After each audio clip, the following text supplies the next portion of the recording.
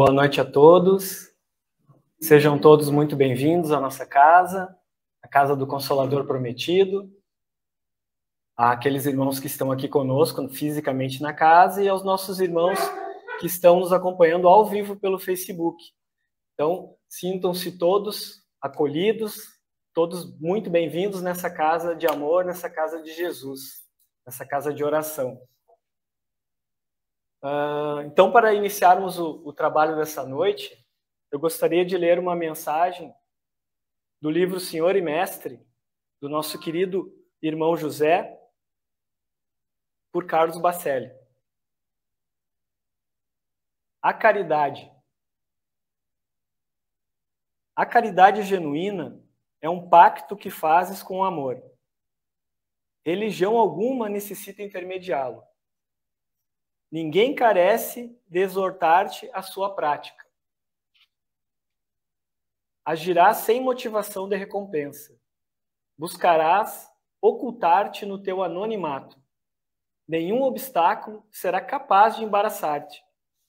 Entre ti e o próximo, apenas a tua consciência. Então, com essa mensagem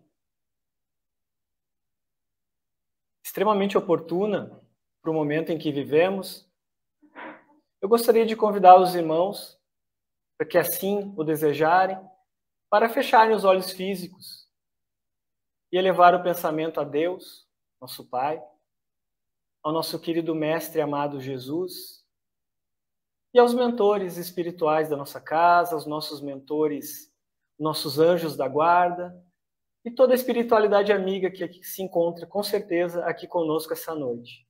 E vamos agradecer a todos por mais essa oportunidade de estarmos todos aqui, reunidos, para estudarmos a palavra do Cristo, tudo aquilo que Ele nos ensinou pelas suas obras. E vamos pedir que esse encontro possa se desenvolver da melhor maneira possível e que todos recebam aquilo que precisam, aquilo que vieram buscar. E que essas luzes que aqui estamos recebendo se espalhem para todos aqueles que necessitam, para todos aqueles nossos irmãos que sofrem as dores físicas e morais, que eles recebam esse lenitivo. Também o nosso planeta.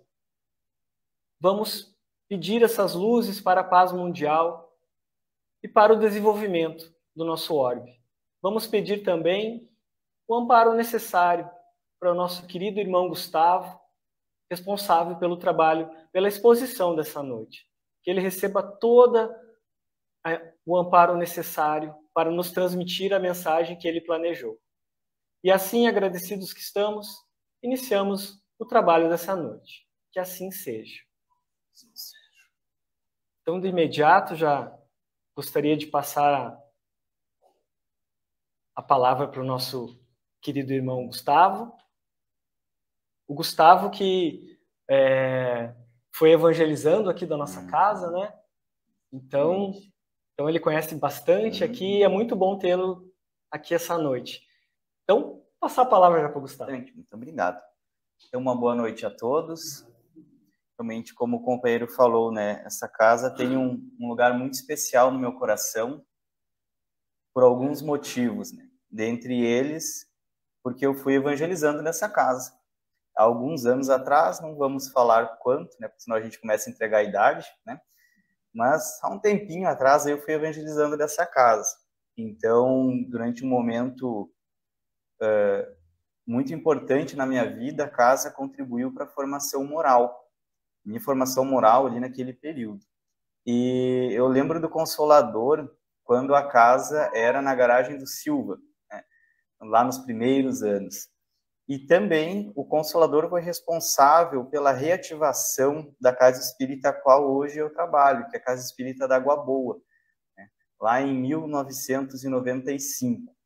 Um grupo de trabalhadores aqui do Consolador, né, se dispôs naquela oportunidade a ir até a Água Boa, ajudar na reorganização dos trabalhos, e desde então, de lá para cá, a casa não teve mais os seus trabalhos interrompidos.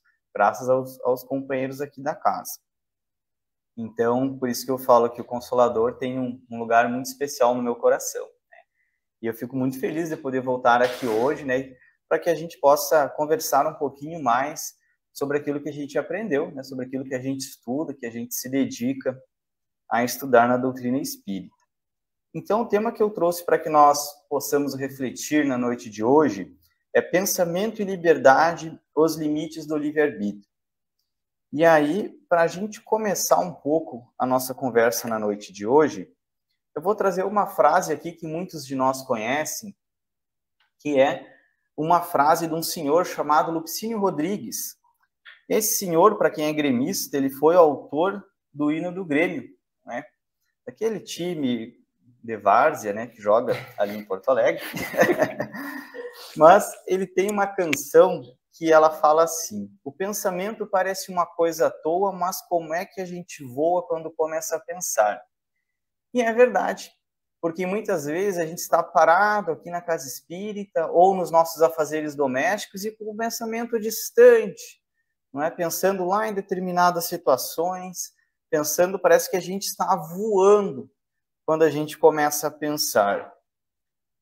E para que nós iniciemos o estudo do pensamento sobre a ótica da doutrina espírita, eu fui fazer algumas pesquisas e fui buscar nessas duas obras o problema do ser do destino e da dor e o problema do ser do destino e da dor 100 anos depois, que é uma releitura dessa obra publicada pela AME. Aí, para a gente tentar entender mais contextualmente, né, o pensamento de Leon Denis, que não é um pensamento muito fácil, né, da gente entender. E aí, segundo Leon Denis, o pensamento é criador. Ele é temível porque os seus efeitos são poderosos tanto para a descida quanto para a ascensão. E ele não atua somente em roda de nós, ele atua em nós, gera nossas palavras e as nossas ações. E nós modelamos a nossa alma com nossos pensamentos. E estes produzem formas, imagens que se imprimem na matéria sutil de que o corpo fluídico é composto. Ou seja, o pensamento ele é temível, porque ele pode nos levar à ascensão quanto à derrocada, não é? Tudo aquilo que a gente fala, tudo aquilo que a gente age, a gente pensou antes de falar, não é? O princípio das nossas ações é o pensamento, das nossas boas e das nossas más ações. Por isso a importância do vigiar nossos pensamentos, que nós vamos conversar um pouco mais na sequência. E a questão das formas, não é? Nós produzimos formas. Se a gente pudesse olhar, digamos assim, do ponto de vista espiritual, não é? Com os olhos espirituais, nós veríamos que, ao passo que nós estamos pensando, a gente está plasmando, não é? Na matéria do universo, no fluido cósmico universal, aqueles pensamentos nas nossas mentes. Por isso que os espíritos têm uma facilidade muito grande de saber o que a gente pensa. E aí tem lá aquela questão famosa do Livro dos Espíritos, né, que se eles influenciam ou não nos nossos pensamentos e atos. E os espíritos respondem a Kardec que muito ordinário, né, muito mais comum daquilo que a gente imagina, na maioria das vezes são eles que nos conduzem, né, através dos nossos pensamentos. Por isso a importância de nós conhecermos um pouco mais. E é interessante esse tema e muito oportuno também, porque nós estamos no final de um ano. E geralmente, quando a gente está no final do ano, se aproximando do início de um novo ano, a gente gosta de elencar todas aquelas coisas que nós gostaríamos de melhorar em nós no início do ano. Como começar uma dieta, começar um esporte, retomar o hábito da leitura, ou começar, né, o hábito da leitura. A gente sempre faz esses objetivos, né, para o ano que se inicia. E é interessante, eu fiz uma exposição em uma outra casa sobre esse mesmo assunto, e aí um companheiro falou, olha, eu vou colocar para o próximo ano como objetivo, né, a vigília dos meus pensamentos, para tentar começar a educar o meu pensar. Eu digo, é uma proposta para que a gente inicie o novo ano, né, com esse objetivo, de vigiar um pouco mais os nossos pensamentos. E lá no Evangelho segundo o Espiritismo, no item 7,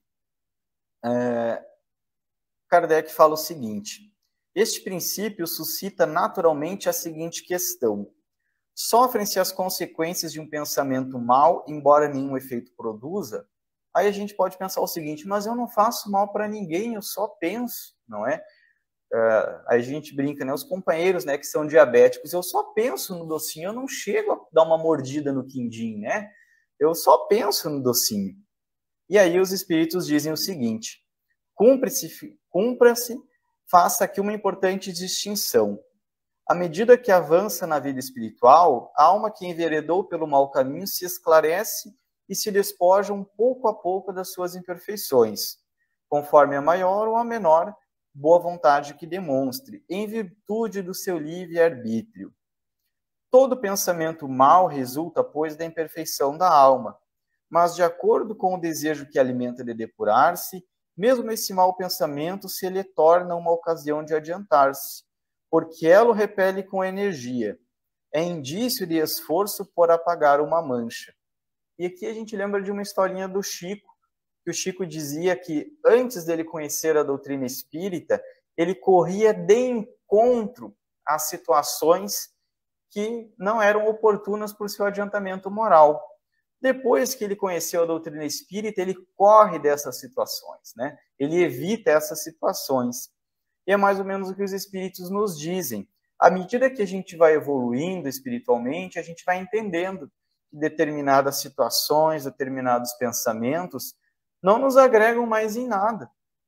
E à medida que a gente vai avançando nessa condição, a gente vai evitando, a gente vai selecionando aquelas coisas que nos são úteis. E é como nos dizia Paulo, né? Tudo me é lícito, mas nem tudo me convém. E aquele que, ao contrário, não tomou ainda boas resoluções, procura ocasião de praticar um mau ato. E se não leva a efeito, não é por virtude da sua vontade, mas por falta de ensejo, por falta de oportunidade. E é, pois, tão culpado quanto seria se o cometesse. Em resumo, naquele que nem sequer concebe a ideia do mal, já há progresso realizado. Naquele a quem essa ideia acode, mas que a repele, há progresso em vias de realizar-se. E naquele que finalmente que pensa no mal e nesse pensamento se compraz, o mal ainda existe na plenitude de sua força. Num trabalho está feito, no outro está por fazer-se. Deus, que é justo, leva em conta todas essas gradações na responsabilidade dos atos e dos pensamentos do homem. Ou seja, se a gente pensa alguma situação que ainda não contribui para o nosso progresso moral, e a gente automaticamente começa já a identificar que esse pensamento não nos leva a nada, a gente já está no bom caminho, digamos assim.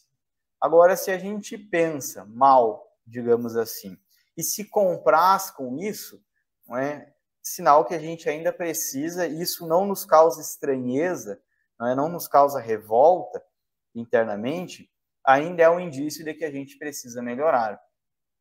E é interessante quando a gente olha no outro, né? Agora que nós estamos na época da Copa do Mundo, do Catar, a gente começou a se deparar com algumas situações, como, por exemplo, a ausência de direitos da mulher nos países de cultura muçulmana. E aí a gente fica horrorizado, né? Mas como que a mulher, por exemplo, né, não pode andar com uma roupa com ombros à mostra, com pés, com mãos à mostra? Então, a gente observa essas coisas e fica horrorizado, principalmente com a ausência de direitos das mulheres nessas culturas, devido à questão do Islã ainda. E então, quando a gente vê como o nosso país, né, como nós, brasileiros, já avançamos bastante, precisamos ainda avançar mais, mas já avançamos bastante no quesito de igualdade. E a gente vê como irmãos nossos de outras culturas ainda têm um longo caminho, não é, a percorrer nesse sentido. E então a gente começa a refletir sobre isso. E aí eu fiz um esquema para a gente entender um pouco mais sobre livre-arbítrio, sobre liberdade, sobre esses conceitos que nós iniciamos a nossa conversa na noite de hoje. O livre-arbítrio é uma das questões que mais nos chama a atenção na doutrina espírita, porque é uma doutrina que nos deixa livres, não é? Quando a gente adentra no estudo do Espiritismo, a gente não recebe uma listinha de itens proibidos ou de itens que são reprimidos dentro da doutrina espírita. Ela nos deixa livre, nos dá o livre-arbítrio, mas ela nos dá também a responsabilidade. E aí a gente pensa, mas será que eu tenho total liberdade, não é, dentro do livre-arbítrio? E aí, então, nesse primeiro círculo que eu marquei ali, está o nosso pensamento. Após está a nossa liberdade, ou seja, o pensamento está dentro do âmbito da nossa liberdade. E na última esfera está o limite do nosso livre-arbítrio. Ou seja, toda vez que o nosso pensamento transcende a nossa liberdade, transcende os limites do nosso livre-arbítrio, de alguma maneira a gente recebe a responsabilidade por esses atos, inclusive pelo pensamento. Leiamos lá no Livro dos Espíritos sobre a lei da liberdade. E o que é a liberdade? O que significa liberdade? Segundo a doutrina jurídica, segundo o direito, livre não é aquele que faz o que quer, mas quem vive dentro das leis. Olha só que interessante isso, né? Não é a doutrina espírita falando, é a doutrina jurídica do direito brasileiro e geral também. Tanto é que quando a gente descumpre alguma lei, a nossa liberdade é cassada. Ou seja, eu tenho liberdade de sair daqui hoje, pegar o meu carro e sair dirigindo, por exemplo, na faixa velha de Camobi, a 160 km por hora. Eu sou livre para fazer isso. Mas, com certeza, se eu passar ali na Decidindo Bela Vista, né, a 160 km por hora, alguma coisa vai me acontecer.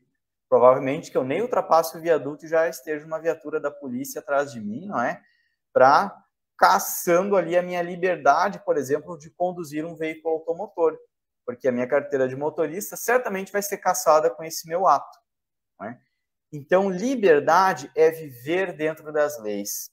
Chico Xavier nos diz que a liberdade ela não é trava. A liberdade ela é porta. Porque ela nos dá a liberdade de fazer escolhas. Do mesmo modo ocorre com o sofrimento e a dor. Né? Por que existe o sofrimento e a dor? Leon Denis é cirúrgico nisso. Né? Quando a gente pega essa obra, e eu sugiro para quem quiser começar a ler, né, O Problema do Ser, do Destino e da Dor, que busque esse livro aqui, O Problema do Ser, do Destino e da Dor, 100 anos depois, porque é mais fácil da gente entender, né, do que esse aqui do Leon Denis, que a gente tem que ler 10 vezes o mesmo capítulo e com o dicionário do lado. Ele é mais didático ao nos trazer esse tema aqui. Por que existe o sofrimento e a dor? Surge quando nós nos afastamos da lei divina. É um mecanismo de dizer, olha, meu irmão, você está se afastando, você violou alguma lei, seja ela qual for. Se não foi nessa vida, certamente foi em outra. Se nós temos liberdade de pensar, nós temos igualmente a liberdade de agir. É o que nós chamamos de livre-arbítrio. E aí que entra a questão do pensamento. Nós temos a liberdade de pensar e nós temos também a liberdade de agir. E quando nós olvidamos da responsabilidade de vigiar o nosso pensamento, a nossa vida fica muito mais suscetível à influência dos espíritos. E eu vou contar uma historinha muito breve para que a gente exemplifique isso. Alguns anos atrás eu estava na frente da casa da minha mãe, e aí eu recém tinha terminado um dia de trabalho difícil, um dia pesado, né? Eu sempre gostei de duas coisas, né? Que eu digo que é os dois únicos vícios que eu tenho, é o cafezinho preto e o chimarrão. Eu estava tomando um cafezinho preto na frente de casa, né? Olhando assim, aquele povo passando, subindo e descendo, e aí passou alguém na calçada fumando. E aí eu estava assim com o pensamento longe, voando, não é? E aí me veio automaticamente, certamente destravou algum arquivo mental de alguma outra existência. E veio um pensamentozinho assim na minha cabeça, mas deve ser bom um cafezinho preto com cigarro, né? E aquele pensamentozinho danado assim, né, que vem, parece que tem alguém no ouvidinho da gente soprando. E eu nunca fumei nessa vida, felizmente, né? E aí, ao mesmo tempo que veio aquilo, já me veio uma sugestão, uma memória, que bem na frente da casa da minha mãe tem um mercadinho. E aí um dia eu estava no caixa do mercadinho e eu vi uma pessoa comprando o tal do cigarro solto, né? Eu fiquei impressionado, porque eu não sabia que vendia o tal do cigarro solto, eu achava que era só de caixinha. E aí me veio uma sugestãozinha assim de por que eu não experimentava, de repente, né, o cigarro com um cafezinho. E aí eu não precisaria comprar uma caixa inteira, eu poderia comprar um só umzinho, não faria mal nenhum, né? E aí, dali a pouco, parece que alguém deu aquela chacoalhadinha assim, né? Eu disse, mas para aí, nunca me trouxe prazer o cigarro, pelo contrário, eu tenho pavor de cigarro, né? Da onde que vem esses pensamentos, né? E aí são nesses momentos da nossa invigilância de pensamentos que a gente muitas vezes, né, vai à derrocada, como a gente diz, a gente vai que nem o carro sem freio na ladeira, né? Vai embora. São nesses momentos que a gente está invigilantes que muitas vezes os espíritos nos sugerem e a gente cai que nem um patinho, como a gente diz, né? Seja cometendo atos, seja falando alguma coisa para alguém, muitas vezes, num momento, numa discussão mais acalorada.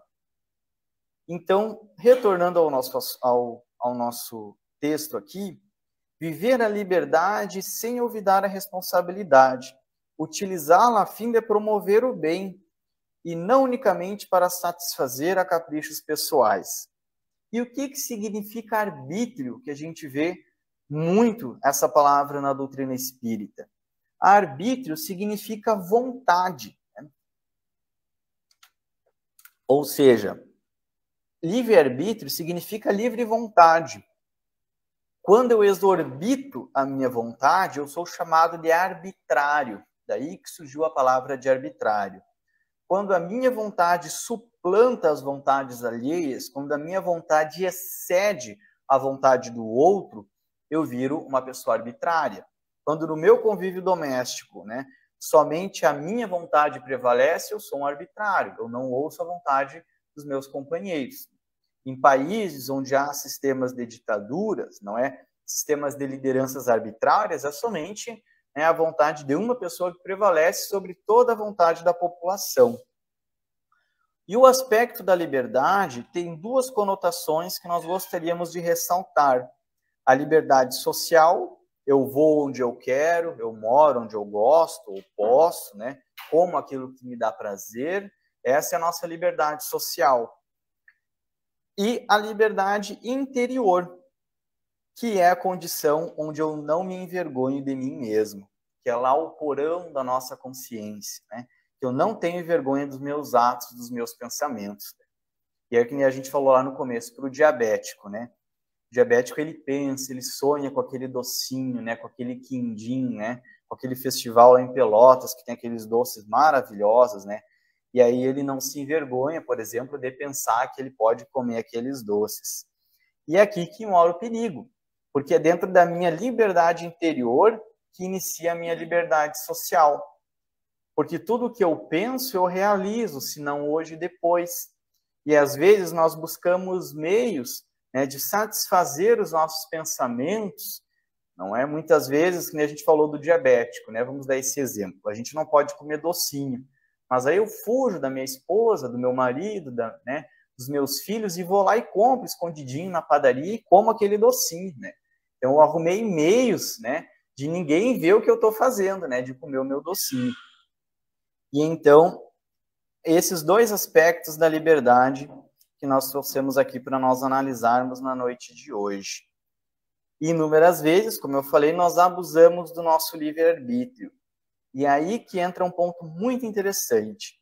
Quando nós abusamos do nosso livre-arbítrio, nós terminamos escravizados pelos nossos vícios, pelas nossas manias, pelas nossas incapacidades e muitas vezes pela solidão.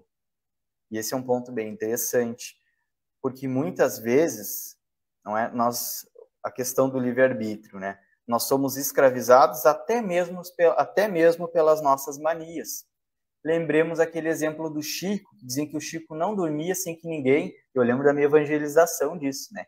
O Chico não dormia sem que alguém colocasse os seus chinelos, né, sobre o criado mudo ou do lado do criado mudo. Então ele vivia preso a esse vício. E quantos de nós vivemos presos ou escravizados às nossas manias, às nossas incapacidades muitas vezes, né? Ou muitas vezes a solidão também. Então são pontos que essas obras nos trazem para que a gente reflita, porque todos esses aspectos são aspectos que nós abusamos do nosso livre-arbítrio. Como a gente falou lá, o diabetes. Há casos e casos, há pessoas que já nascem com diabetes nessa existência, né? Mas inúmeras vezes é porque a pessoa viveu uma vida inteira de desregramento alimentar. E aí chega uma determinada idade que a fatura chega, que o nosso corpo diz, olha, já que você viveu a vida inteira de sedentarismo, sem praticar exercício, não é? Não vigilando a alimentação, como se diz, comia o que queria, do jeito que queria, na hora que queria, nas quantidades que queria, o corpo apresenta, né, a conta. E aí a gente acaba escravizado por aquilo ali. Porque a gente tem que vigiar a nossa alimentação, tem que tentar fazer tudo aquilo que a gente não fez uma vida inteira. Não é? E aí entra um ponto importante do nosso livre-arbítrio. A importância, como a gente falou bem lá no comecinho, do orar e vigiar. Porque na maioria das vezes, porque nós ainda estamos num mundo de provas e expiações, e o padrão vibratório da Terra ainda é um padrão vibratório de menor faixa, digamos assim, nós não cultivamos o hábito, por hábito, o bem em nossos pensamentos, porque nós ainda estamos em evolução. Por esse motivo que nós devemos orar como uma maneira de elevar o nosso pensamento, atrair as boas vibrações e para o convívio de nós os bons espíritos também.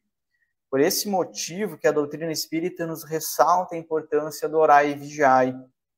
E aquilo que nós conversávamos, a doutrina espírita ela nos apresenta o roteiro perfeito para o nosso progresso moral, né? Mas ela não caminha por nós. A doutrina espírita nos dá o caminho, mas a caminhada é por nossa conta.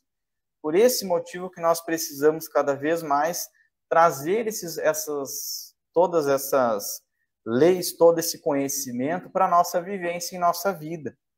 Porque não vai nos adiantar muito ter o conhecimento e não fazer bom uso do conhecimento.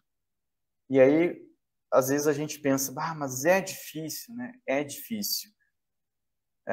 Quando eu fiz esse trabalho numa outra casa, um companheiro no final, conversando comigo, e disse, olha, eu tenho dificuldade, às vezes eu vejo uma notícia na televisão ali de alguém que cometeu um crime perverso, um crime muito grave, e eu penso horrores, eu digo, mas tinha que pegar esse companheiro, prender, fazer isso, aquilo outro, né? E aí ele disse, mas daí eu me dou conta que eu estou exagerando, e daí eu começo a mudar o meu pensamento. E eu disse, como a gente falou, né? A gente se dá conta, e isso já é um bom começo, é que a gente se dá conta. Porque nas nossas outras existências,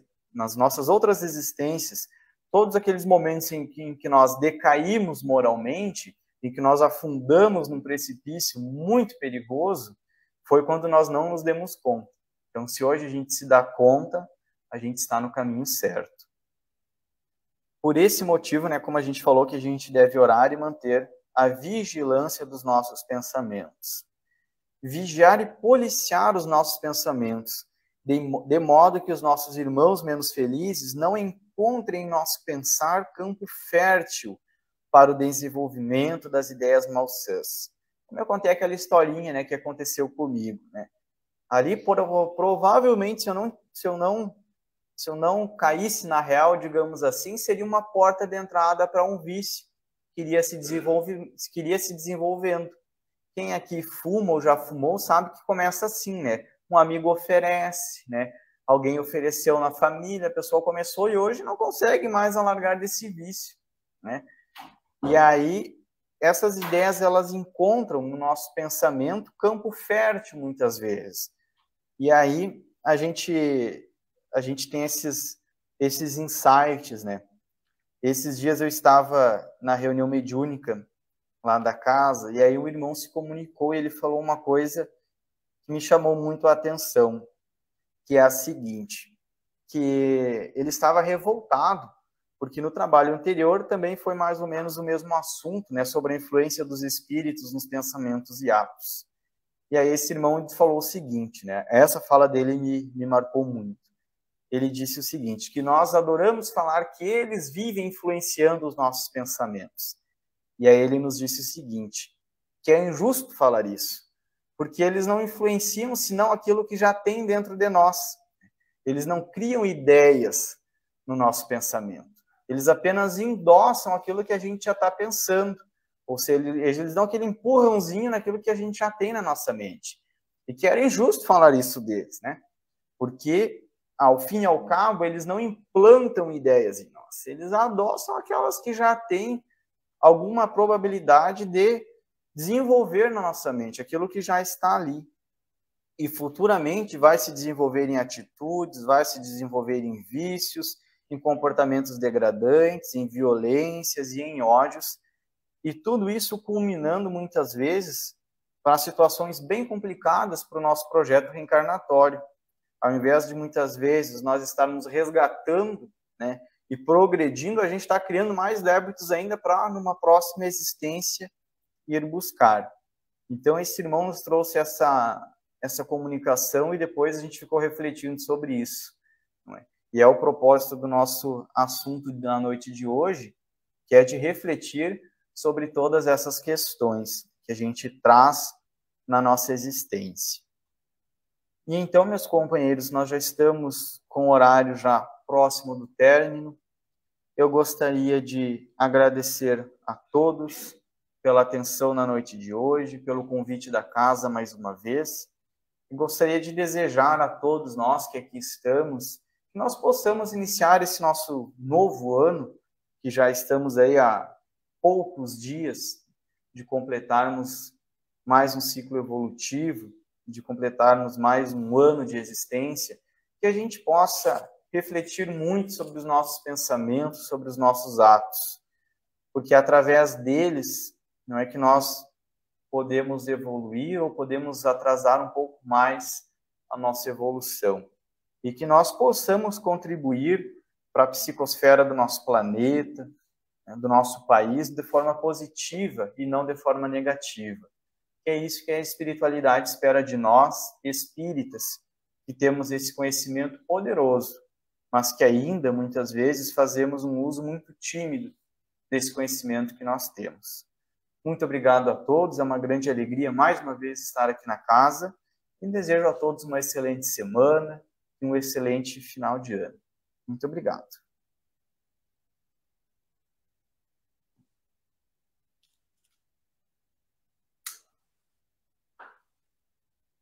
Nós é que agradecemos, Gustavo, a tua presença, o teu trabalho, né? O tema que tu nos trouxeste, o quanto é importante, quanto é consolador para a gente saber que nós temos o nosso livre-arbítrio, que não estamos sozinhos, que as leis divinas, a lei de Deus está na nossa consciência, e que nós temos ela à nossa disposição para sabermos quando nós passamos dos limites ou quando nós ofendemos o nosso irmão. E como é bom saber que, mesmo quando a gente erra, Deus nos perdoa e nós temos a oportunidade de voltarmos e repararmos aquilo que fizemos utilizando de maneira errada o nosso livre-arbítrio, né, o nosso pensamento. Então, muito obrigado pelas tuas palavras, né? Eu gostaria de agradecer também aos nossos irmãos que estão nos acompanhando ao vivo no Facebook. Então, o nosso abraço fraterno. Agradecer também e felicitar os irmãos que vão nos assistir depois, posteriormente, que o nosso irmão Ney coloca no canal do Consolador Prometido esse vídeo, né, essa palestra editada, né, bem direitinho, com som melhorado. Ele coloca no canal e, então, felicitar os irmãos que posteriormente vão assistir. E também convidar aos nossos irmãos aqui que compartilhem com seus amigos, com seus contatos. Vamos divulgar essa palestra, esses encontros que nós temos todas as quartas-feiras, para que se dissemine com o mais longe possível, que todos recebam essas palavras como a de hoje, tão consoladoras, né, que nós temos essa bênção do nosso livre-arbítrio, nós temos a doutrina espírita para nos auxiliar de como usar isso. Então, agradecer muito, vamos divulgar a palavra do Cristo, né?